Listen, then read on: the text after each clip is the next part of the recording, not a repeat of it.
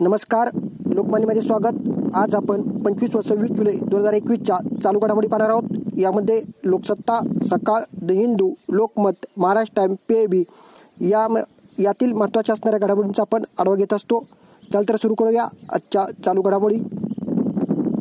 मीराबाई चानू यांनी भारताची ऑलिम्पिकमध्ये पहिल्या दिवशी प्रथमच एक पदक पटकावलेलं आहे, जे टोकियो जपानमध्ये ऑलिम्पिक सुरू आहे।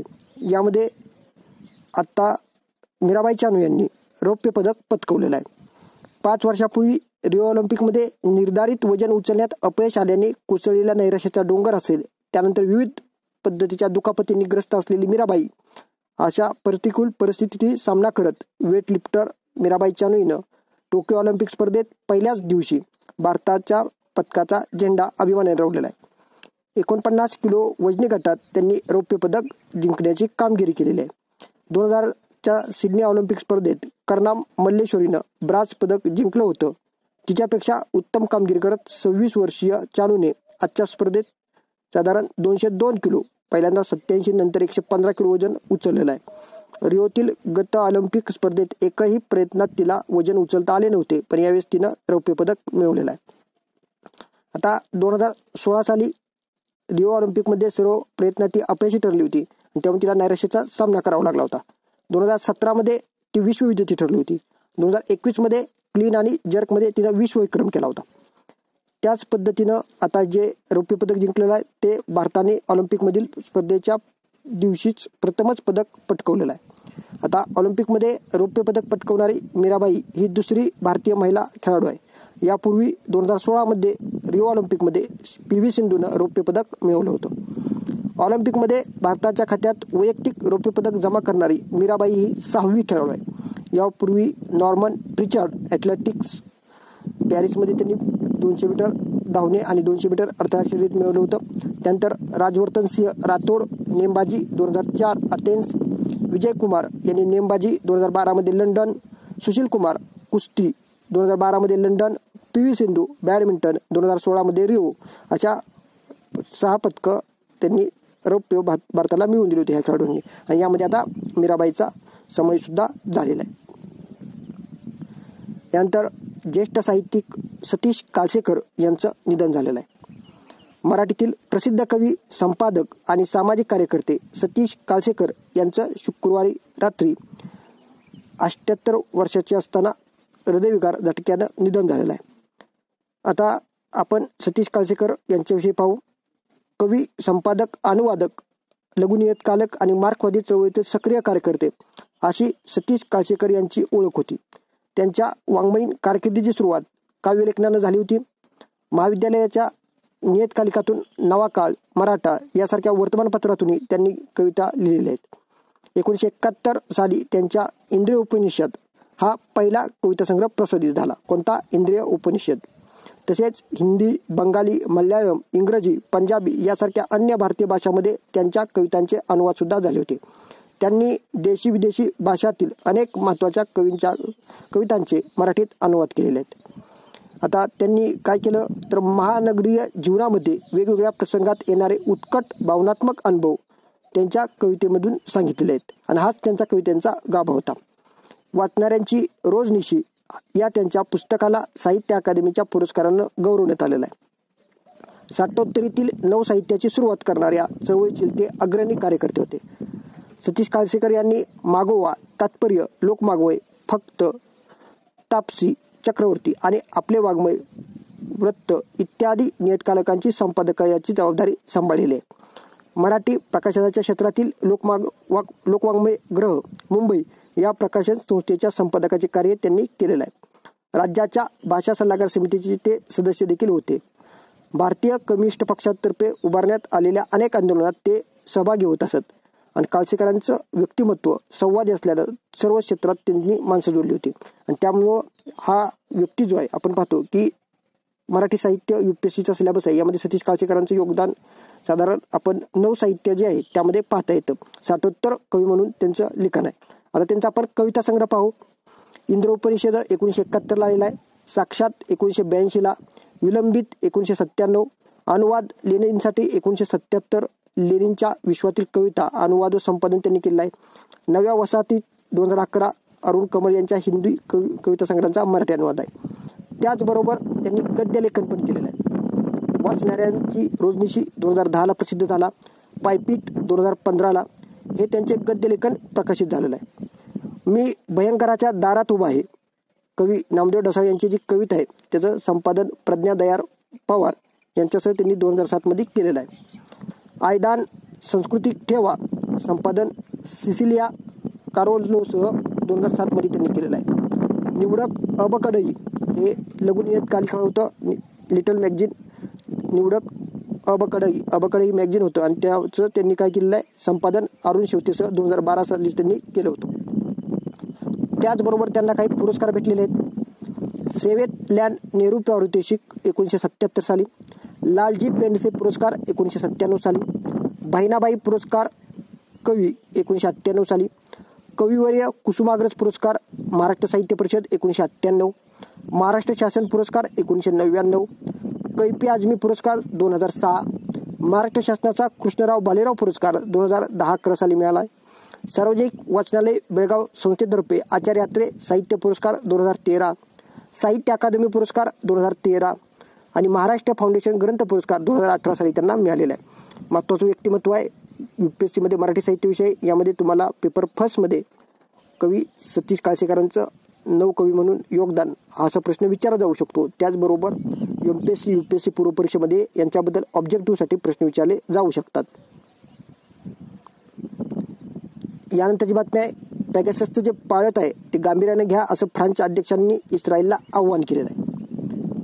आता आपण पाहतो पॅगॅसस ही इस्रायलमधील NSO समूहानं तयार केलेली एक स्पायवेअरचं एक सॉफ्टवेअर आहे आणि त्या संदर्भात आपण पाहतो या स्पायवेअर कंपनीनं काय केलं होतं, नेत्यांचं पाळत ठेवलं होतं.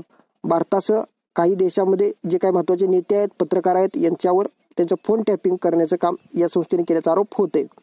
आता मोरोक्को सरकारनं जे फ्रान्सचे अध्यक्ष इमॅन्युएल मॅक्रॉन यांच्या मोबाईलमध्ये पॅगॅसस स्पायवेअर टाकून पाळत ठेवली होती असा आरोप असून याबाबत मॅक्रॉन यांनी इस्रायलचे पंतप्रधान नॅफ्ताली बेनट यांना दूरध्वनीवरून विचारणा केली. हे प्रकरण गांभीर्याने घ्यावे असं मॅक्रॉन यांनी इस्रायलला बजावलेलं आहे. पॅगॅसस हे स्पायवेअर इस्रायलच्या NSO समूहाने तयार केलेलं आहे. त्यामध्ये भारतातील काही व्यक्तींवर सुद्धा पाळत ठेवण्यात आली होती. जागतिक प्रसारमाध्यम महासंघानं गेल्या आठवड्यात अशी माहिती उघड केली होती. किमान 50,000 फोन हॅक करून त्यात पॅगॅसस या सॉफ्टवेअरचा उपयोग करण्यात आलेला आहे. त्याचबरोबर इस्रायलची सायबर सुरक्षा असलेल्या NSO समूहानं पॅगॅससची ही निर्मिती केलेली आहे. त्यामुळं इस्रायलला हे आव्हान करण्यात आलं आहे. आता फ्रान्सचे अध्यक्ष मॅक्रॉन व त्यांच्या मंत्रिमंडळातील 15 जणांवर या स्पायवेअरच्या माध्यमातून पाळत ठेवण्यात आली होती असं सांगण्यात येते. त्याचबरोबर मॅक्रॉन यांनी गुरुवारी बेनेट यांना दूरध्वनी करून असे सांगितले की हा विषय गांभीर्याने घ्या, कारण इस्रायलच्या चॅनल जे 12 यांनी याबाबत बातमी दिली आहे. इस्रायलचे पंतप्रधानांनी सांगितले की हे आरोप आपण अधिकार पदावर नसताना आहेत, त्याबाबत आपण चौकशी करू. मॅक्रॉननी म्हणले आहे की देशाची सुरक्षा यंत्रणा तातडीनं बैठक घेऊन ठोस माहिती देण्यात यावी, कारण पॅगॅसस स्पायवेअरचा गैरवापर करण्यात आलेला आहे. आणि मोरोक्को सरकारने मॅक्रॉन यांच्यावर हेरगिरीचा आरोप सुद्धा केलेला आहे आणि तो NSOनं काय केलेला आहे, समूहानं फेटाळलेला आहे. आता आपल्याला माहिती हवी की NSO समूहाचे जे अनुपालन अधिकारी आहेत जेम्स गॅलफॅन यांनी सांगितले की मॅक्रॉन यांच्यावर पाळत ठेवण्यात होती की नाही याबाबत ठोस माहिती देऊ, आम्ही लवकरच ठोस माहिती देऊ. त्याचबरोबर फ्रान्सचे अध्यक्ष मॅक्रॉन यांचे अनेक फोन असून ते नेहमी फोन बदलत असतात, त्यामुळे त्यांच्या फोनवर स्पायवेअर टाकले असण्याची शक्यता फार कमी असल्याचं सांगितलं जातं. दरम्यान या सगळ्याच प्रकरणाची चौकशी करण्यासाठी गुरुवारी इस्रायलने एक समिती नेमली. साधारण पाहतो आंतरराष्ट्रीय संबंधामध्ये हे असं काम करणं साधारण चुकीचं मानलं जातं, म्हणून आता त्या इस्रायल सरकारनं समिती नेमली आणि असं झालं असेल तर ते NSO समूहाचे जे पॅगॅसस आहे यांना शिक्षा पण, कंपनीच्या समूहाला शिक्षा पण करू शकते. त्यानंतर ब्रिटन अमेरिकेत कोरोनाचे रुग्ण वाढू लागलेत. आपण पाहतो डेल्टा जो व्हेरियंट आहे तो सगळ्यात घातक समजला जातो आणि जगात अनेक देशात लसीकरण मोहीम सुरू असली तरी ब्रिटन अमेरिकासारख्या देशात कोरोनाचे रुग्ण आता वाढू लागलेले आहेत. जगात कोरोनाची संख्या आता 19 कोटींवर पोहोचली तर मृत्युमुखी पडलेल्यांची संख्या आता 41 लाखावर पोहोचली आणि जगात आत्तापर्यंत 3.74 अब्ज डोस देण्यात आलेले आहेत. तरी पण अमेरिकेमध्ये पुन्हा एकदा डेल्टाचे रुग्ण आता वाढू लागलेले आहेत. आपण पाहतो ब्रिटन असेल, अमेरिका असेल, मलेशिया असेल या देशामध्ये आता संसर्ग वाढतो. दक्षिण कोरियामध्ये वाढू लागलेला आहे. अमेरिकेचे अध्यक्ष जो बायडन यांनी तर लसीकरणाची गती मिळत नसल्याने नाराजी सुद्धा व्यक्त केली होती. भारतामध्ये सुद्धा लसीकरण अजून गती एवढी फारशी नाही. लसीकरण होणं यामध्ये एक सर्वात महत्त्वाचं उपाय आहे. कारण America, Brazil, Russia, France, England, Turkey, Indonesia या देशामध्ये कोरोनाचे आता रुग्ण वाढत आहेत. आणि देशात सुद्धा आपल्या साधारण 40,000 रुग्ण दिवसाला वाढतात. त्यामुळे आपल्याला काळजी करण्याचं आता कारण आहे. आता हे कशामुळे वाढते तर आपण पाहतो की भारतात सध्या दैनंदिन रुग्णसंख्या घटली तरी जे करोनाबाधित सापडत आहेत त्यांच्यापैकी 87% डेल्टा व्हेरियंट आहेत. आणि डेल्टा व्हेरियंट जरा आपण पाहतो की डेल्टा प्लस सुद्धा आलेला आहे. तो सर्वाधिक प्रभावशाली आहे आणि तो जास्त प्रमाणात पेशंटला तो बाधिकारक ठरत आहे. अमेरिकेत आत्तापर्यंत 49% लोकांचे लसीकरण झाले. भारतात मात्र 8% झाले. आता कोरोनाचे काही नियम आहेत की अमेरिकेत काय कसं आहे तर ज्यांचे लसीकरण पूर्ण झाले अशा लोकांना अमेरिकेत कोरोनाच्या नियमात सूट दिलेली आहे. तिथं टाळेबंदी सुद्धा मागे घेण्यात आली. भारतात मास्क बंदीमध्ये अजून तरी सूट देण्यात आली नाही, परंतु केंद्रीय आरोग्य मंत्रालयाच्या डेटानुसार मास्कधारींची संख्या कमी झाली. आता अनेक जण पॉझिटिव्ह आढळतात कारण 2 डोस घेतले असून सुद्धा कोरोनानं त्यांना गाठल्याचं आपल्याला अमेरिकेमध्ये आढळून येते. तसंच भारतामध्ये काय उदाहरण आहेत जेणेकरून दोन्ही डोस घेतले तरी कदाचित ते पॉझिटिव्ह येतात. मग कोरोनाच्या डेल्टा व्हेरियंट झपाट्यानं होत असलेला फैलाव, लसीकरणाची मंद गती, कोरोना नियमांचे उल्लंघन या 3 गोष्टींचं साधारण सर्वच देशामध्ये आपल्याला पाळल्याच जात नाहीत. त्यामुळे जास्त वाढल्याचं रुग्ण दिसून येतं. आता लसीकरणानंतरही संसर्ग कसा होतो हे सर्वात महत्त्वाचं आहे. कोरोना प्रतिबंधक लस घेतलेली व्यक्ती डेल्टा व्हेरियंटच्या संपर्कात आल्यास लसीमुळे तयार झालेली प्रतिकारशक्ती विषाणूला रोखण्यास अपयशी ठरते. डेल्टा व्हेरियंट सगळ्यात घातक आहे. म्हणूनच लसीकरणाचा वेग वाढवणं गरजेचं आहे. लसीचे 2 डोस मिळालेल्यांची संख्या सुद्धा वाढवणं आवश्यक आहे. लसीकरणानंतर अँटीबॉडी मोठ्या संख्येने निर्माण होणं गरजेचं असतं. त्यासाठी काही कालावधी जाऊ द्यावा लागतो. तसे न झाल्यास कोरोना संसर्ग होण्याची शक्यता बळावते. ज्यांचे लसीकरण झालेले नाही अशा लोकांच्या निष्काळजीपणामुळे संसर्ग वाढत आहे. त्यामुळं अशा लोकांनी मास्क लावणं, गर्दी टाळणं, अंतरनियम पाळणं, हात निर्जंतुक करणं इत्यादी गोष्टींचे काटेकोरपणे पालन करायला हवे. आता तज्ज्ञांचं मत काय आहे? जगातील कोणतीही कोरोना प्रतिबंधक लस 100% परिणामकारक नाही. याचाच अर्थ असा आहे तुम्ही लसीकरण घेतलं म्हणून गाफील राहून चालणार नाही. तुमचे लसींचे 2 डोस झाले म्हणून तुम्ही डायरेक्टली मास्क काढून जर फिरायला लागला आणि डेल्टा व्हेरियंट जर आला तर तुम्ही त्याला बळी पडू शकणार आहे आणि त्यामुळे तुम्हालाही फैलाव त्याचा होणार आहे. त्यामुळे लसीकरण झालं म्हणून तुम्ही 100% परिणामकारक तुमच्यावर ती लस ठरतेच असं आपण सांगू शकत नाही. दुसरं, लस ही एक छत्री आहे जी पावसापासून जसं आपण संरक्षण छत्री करते तसंच लसीमध्ये छत्री फक्त. पण तुम्ही भिजणार, छत्री नसेल तर तुम्ही भिजणार आहे. त्यामुळे लसीकरण करणं महत्त्वाचं असतं. लस सीट बेल्टासारखे आहे म्हणजे सीट बेल्ट लावला ही खबरदारी, ड्रायव्हिंग करण्याची खबरदारी. त्याच पद्धतीनं लस घेतली असली तरी कोरोना होणार नाही यामध्ये तुम्ही गाफील राहिले नाही पाहिजे आणि काळजीच घेतली पाहिजे की कोरोनापासून तुम्ही बचाव करण्यासाठी सर्व जे सांगितले 2 गज की दूरी असेल, मास्क असेल, सतत हात साबणानं धुणे असेल, हे सर्व पाळावं लागतं आणि आवश्यक असेल तरच घराबाहेर पडलं पाहिजे. कारण पाहतो अजून कोरोनाची 2री लाट संपत आली तर 3ऱ्या लाटेचं शासनानं आपल्याला एक अंदाज व्यक्त केला की ऑगस्ट-सप्टेंबरमध्ये 3री लाट येण्याची शक्यता आहे. यामध्ये लहान मुलांना जास्त धोका आहे. त्यामुळं आपण सावध राहिलं पाहिजे. अजूनही शासन शाळा सुरू करत नाही. काही खेड्यांमध्ये फैलाव झाला तर तो आटोक्यात आणणं साधारण भरपूर दिवस लागतात. असं नाही की लाट आली त्या गावामध्ये गेली लगेच बाहेर पडले असं नाही होत. महिना दिवसभर त्या गावामध्ये रुग्ण सापडतात. यामध्ये फैलाव वाढतो आणि गावामध्ये काळजी जास्त घेतली जात नाही कारण आता शेतीची कामं सुरू आहेत. जनजीवन आता आपण सुरळीत करतोय. जे आपण पाहतो पुनश्चारी योम आता महाराष्ट्रामध्ये सुरू झालेला आहे. जे आपण कोरोनामुळे टाळेबंदी केली होती त्याचे नियम आता आपण शिथिल करतोय. त्यामुळे ह्या सर्वांचं आपण नियमाचं जर काटेकोरपणे पालन केलं तर महाराष्ट्रामध्ये वाढणारे कोरोना रुग्ण असतील, देशामध्ये वाढणारे कोरोना रुग्ण असतील याची संख्या आपण कमी करू शकतो. आता पाहतोय अमेरिका, ब्रिटनसारखे देश त्यांचं लसीकरण बऱ्यापैकी आपल्यापेक्षा जास्त आहे. त्यांचं तर अजून सुद्धा कोरोना परत वाढतोय. मग आपण सुद्धा आता काळजी घेणं महत्त्वाचं आहे. यानंतर ड्रोनच्या धोक्यावर अत्याधुनिक यंत्रणांचा उतारा. आपण पाहतो संरक्षण क्षेत्रातील काही तज्ज्ञांनी अपेक्षा व्यक्त केली की आता प्रशिक्षणाची गरज आहे. कारण जगातील स्तरावर युद्धनीती बदलत आहे आणि जागतिक स्तरावर सैन्यासाठी अत्यावश्यक तंत्रज्ञानाच्या विकासासाठी संशोधन सुरू आहे. आणि असं होत असताना भारताच्या सीमेलगत भागांवर ड्रोनचा धोका वाढत असल्याने काही घटना काही मागील दिवसापासून ड्रोनच्या साह्यानं केल्या जातात. म्हणजे ड्रोन आपलं काय असेल, कोणत्या एखाद्या भागाचं निरीक्षण केलं जातं, काय होतं, त्यामुळे हे महत्त्वाचं आहे. टेहळणी ड्रोनद्वारे केली जाते. त्यामुळे अशा काही धोक्यांना टाळण्यासाठी अत्याधुनिक यंत्रणांच्या विकासावर भर द्यावा अशा अपेक्षा तज्ज्ञांनी केलेली आहे. आता आपण पाहतो ड्रोनचं वर्गीकरण करणं सर्वात महत्त्वाचं आहे. यामध्ये अतिघातक असलेल्या ड्रोनचा विनाश करण्यासाठी अँटी ड्रोन तंत्रज्ञानाचा वापर करणं आवश्यक आहे. जे कमी घातक आहेत ते मशीन गनच्या आधीच्या साहाय्यानं पाडले पाहिजेत.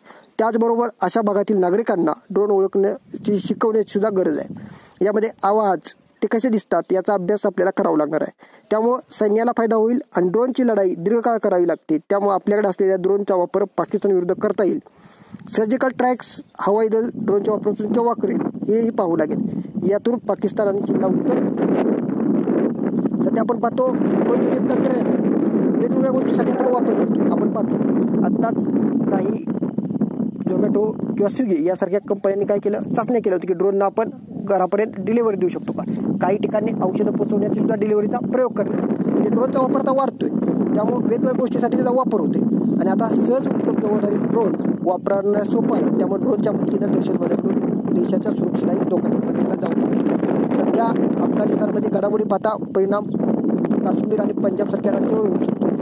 देशाच्या सुरक्षेसाठी अशा लोकांना ओळखण्यासाठी आपल्याकडे प्रभावी पाळत ठेवणारी यंत्रणा त्याचबरोबर गुप्तचर विभाग व इतर विभागाशी समन्वयाची सुद्धा गरज आहे. अशी आपल्याला महत्त्वाचं गरज काय तर ड्रोनचा वापर आणि त्याचा धोका ओळखता आला पाहिजे. आता ड्रोनचा जो वापर आहे तो स्फोटक टाकण्यासाठी सुद्धा केला जाऊ शकतो. देशात अफू रायफली खोट्या नोटा अफू असेल, बंदूक असतील, रायफली असतील, खोट्या नोटा असतील यासारख्या गोष्टी पाठवण्यासाठी सुद्धा होऊ शकतो. अणु हल्ल्याचाही धोका निर्माण होऊ शकतो. देशाच्या हालचालींवर लक्ष ठेवणं हे सुद्धा ड्रोनच्या सहाय्याने होऊ शकतो. आता अत्याधुनिक तंत्रज्ञानाचा वापर आपण कसा करू की जेणेकरून ड्रोनला आपण रोखू शकू. तर ड्रोनला जामर लावता येतील. त्याबरोबर त्याची उड्डाण क्षमता आणि लढाऊ क्षमता कमी होईल. लेझर गन वापरता येतील. यानंतर यावर उपाय काय करता येईल तर ड्रोन शोधावं लागेल, त्यांना पाडावं लागेल. लहान ड्रोन शोधण्यासाठी आपण रडारचा वापर करावा लागेल. अत्याधुनिक रडार यंत्रणा करावी लागतील, मात्र याचा खर्च जास्त आहे. सध्या उपलब्ध साधनांचा वापर ड्रोन पाडण्यासाठी करावा लागणार आहे. ड्रोन कसं ओळखायचं, त्यांना कसं पाडायचं याचंही प्रशिक्षण आपल्याला द्यायला हवं. आणि रायफली आणि हेलिकॉप्टरच्या साहाय्याने ड्रोन पाडणं शक्य आहे. त्यामुळे ड्रोनचं आत्ता सध्या पाहतो आपण अत्याधुनिक जे शस्त्र असतात किंवा नवीन येतं तिथं आपल्याला अँटी ड्रोन तंत्रज्ञान सुद्धा आता बनवावं लागणार आहे. त्यानंतर चीनमध्ये इन्फा या वादळाचा तडाखा बसलेला आहे. चीनच्या पूर्व किनाऱ्याला इन्फा या चक्रीवादळानं धडक दिली आहे आणि याच पार्श्वभूमीवर या भागातील सर्व विमान उड्डाण सुद्धा रद्द करण्यात आली होती आणि नागरिकांना सुद्धा घरात थांबण्याचा इशारा दिला होता. या वादळानं झेंजियांग प्रांतातील शैजान गावाला सर्वप्रथम तिथं पोहोचलं होतं आणि त्या वाऱ्याचा वेग जास्त होता. त्यामुळे पूर्व किनाऱ्यावर 350 मिमी पाऊस साधारण कोसळण्याचा इशाराही देण्यात आलेला आहे. त्याचबरोबर वाऱ्याचा वेग 155 किलोमीटर प्रति तास आहे. या वादळाने तैवानलाही तडाखा दिलेला आहे. त्याचबरोबर शांघाय येथील 2 विमानतळावर होणारी उड्डाण सुद्धा रद्द केलेली आहेत. आता सध्या पाहतोय चीनच्या मध्य प्रांतात पूर परिस्थिती कायम आहे. त्याचबरोबर आता वादळ येते त्यामुळे तिथं भरपूर प्रमाणात वित्तहानी होण्याची सुद्धा शक्यता आहे आणि भरपूर जणांची मृत्युमुखी पडण्याची वृत्त सुद्धा येऊ शकतं. कारण वादळ आपण पाहतो आलं तर ते मनुष्यहानी आणि जीवितहानी किंवा वित्तीय हानी सुद्धा करू शकतो. इन्फा वादळ चीनला धडकलेलं आहे. त्याचबरोबर दुसरी बातमी आहे, राष्ट्रपती कोविंद यांच्याकडून 4 वर्षात 63 विधेयकांना मंजुरी देण्यात आली. राष्ट्रपती कोविंद यांच्या ई पुस्तकाचा कार्याचा अहवाल जो प्रसिद्ध करण्यात आला त्या निमित्तानं आपल्या लक्षात येतं की 63 विधेयकांना त्यांनी मान्यता दिलेली आहे. ते 76 वर्षाचे असून त्यांचा शपथविधी 25 जुलै 2017 झाला आणि त्यांचं 4 वर्ष कालावधी जो राष्ट्रपतीचा पूर्ण झाला त्यानिमित्त राष्ट्रपती भवनानं हे प्रसिद्ध केलं आणि त्यामध्ये त्यांनी 4 वर्षाची पूर्ण कारकीर्द केली. त्यामध्ये महत्त्वाच्या कामांची ई पुस्तिका प्रसिद्ध करण्यात आली. यामध्ये ही सर्व माहिती देण्यात आलेली आहे. त्यातील केंद्र सरकारची 43 व राज्य सरकारची 20 विधेयक आहेत. त्यानंतर भूजलातील घातक रसायनं हे शोधण्यासाठी आता आपल्याला महत्त्वाचं कामगिरी पाडावी लागते. कारण देशातील काही ठिकाणी भूगर्भातील पाण्यात विविध घातक रासायनिक घटक असल्याची जाणीव सरकारला झालेली आहे आणि तथापि नागरिकांच्या सुरक्षित पाणी मिळवण्यासाठी याची केंद्र सरकार आता राज्याच्या साहाय्याने सुद्धा उपक्रम राबवते. केंद्रीय भूजल मंडळ म्हणजे CGWB हे विविध वैज्ञानिक अभ्यासाबरोबर भूजल गुणवत्ता देखण्याचे कार्यक्रम आखत असतात. त्यानिमित्त क्षेत्रीय पातळीवर देशातील भूजलीय गुणवत्तेची माहिती संकलित करतं. CGWBच्या राष्ट्रीय जलसंपत्ती शोध आणि व्यवस्थापन कार्यक्रमांतर्गत म्हणजेच NAQUIM यांनी आर्सेनिक सारख्या विषारी पदार्थामुळे भूगर्भातील पाणी दूषित होण्याचं भूजल गुणवत्तेच्या पैलूवर विशेष लक्ष दिलं आहे. आता यामध्ये CGWBनं राष्ट्रीय जलसंपत्ती शोध आणि व्यवस्थापन कार्यक्रमांतर्गत देशातील आर्सेनिक मुक्त जलसंपत्ती क्षेत्र शोधण्यासाठी तपशीलवार माहितीच्या आधारे विविध संशोधन व निरीक्षणासाठी विहिरी बांधलेल्या आहेत. त्यानिमित्त आपल्याला लक्षात येते की त्यामध्ये असणारे काही प्रदूषण आहेत त्याचा अभ्यास आता केला जातोय. आता काही विहिरी राज्य सरकारच्या ताब्यात देण्यात आलेल्या आहेत. त्याचप्रमाणे गंगेच्या त्रिभुज प्रदेशातील प्रदूषणमुक्त जलसंपत्तीचा शोध घेण्यासाठी CGWB राज्यांना सिमेंट सिलिंग तंत्रज्ञान सामायिक करून तांत्रिक सहाय्य सुद्धा पुरवलं जातं. आता यामध्ये महाराष्ट्रात भूजलात विविध प्रदूषकाचे क्षारतेचे प्रमाण, त्यामध्ये विद्युत वाहकता 3000 मायक्रो ओम असेल पेक्षा जास्त आहे. त्यामध्ये 25 जिल्हे असून फ्लोराईडचे प्रमाण 1.5 मिलीलीटर प्रति लिटर असलेले 17 जिल्हे, नायट्रेटचे प्रति लिटर 45 मिलीग्राम असलेले 30 जिल्हे, रो प्रति लिटर 1 मिलीग्राम असलेले 20 जिल्हे, तर शिसे प्रति लिटर 0.01 मिलीग्राम असलेले 19 आहेत. अशा पद्धतीनं आपण पाहतो की जे मायक्रो काही प्रमाणात प्रदूषक असतील त्याचं पाण्यामधला आपण किती प्रमाण आहे हे सुद्धा शोधू शकतो. आणि यामुळे पाणी मानवाला हानिकारक आहे. यामुळे काय होतं, हे कार्सिनोजेनिक असतं, कॅन्सर कॉजिंग असतं किंवा आपल्या शरीरावर वेगवेगळे इफेक्ट होत असतात. त्यामुळं हे जे आहेत ते शोधून आपण पाणी पिण्यायोग्य नाही हे ठरवू शकतो. त्याचबरोबर दुसरी बातमी आहे, युनेस्कोने काकटिया रामप्पा मंदिराचा समावेश जागतिक वारसास्थळामध्ये केलेला आहे. युनेस्कोने काकटिया रामप्पा मंदिराचा समावेश जागतिक वारसास्थळाच्या यादीत केल्याबद्दल पंतप्रधानांकडून आनंद व्यक्त करण्यात आला. विलक्षण रामप्पा मंदिर हे महान काकतीय राजवंशाच्या साम्राज्यातील अजोड कलाकृतीचा नमुना आहे. भारतातील 39व्या स्थळाला जागतिक वारसास्थळ म्हणून मान्यता देण्यात आलेली आहे.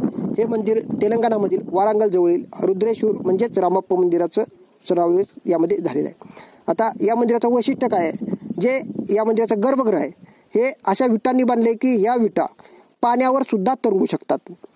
आता या संदर्भात डॉक्टर हबीब अहमद जे chief chemist of government industrial laboratory हैदराबादमध्ये आहेत, त्यांनी हे संशोधन केलं होतं.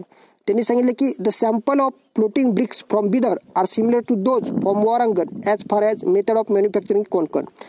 आपण पाहतो या विटा आहेत रामप्पा मंदिराच्या, त्या हुमायून टॉपच्या साधारण एकत्रित जुळण्यासारख्या आहेत. कारण यामध्ये जे मटेरियल वापरलं आहे ते स्पॉन्ज असणार आहे आणि यामध्ये जे वेट आहे ते 1/3 to 1/4 हे आपण पाहतो 1/3 to 1/4 जे साध्या विटा आहेत त्यांच्या साईजमध्ये.